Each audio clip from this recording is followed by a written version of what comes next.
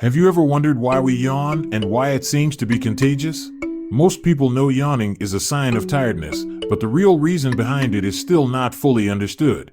Yawning is thought to serve as a mechanism for maintaining optimal brain temperature and augmenting oxygen saturation in our bloodstream, thus enhancing our alertness.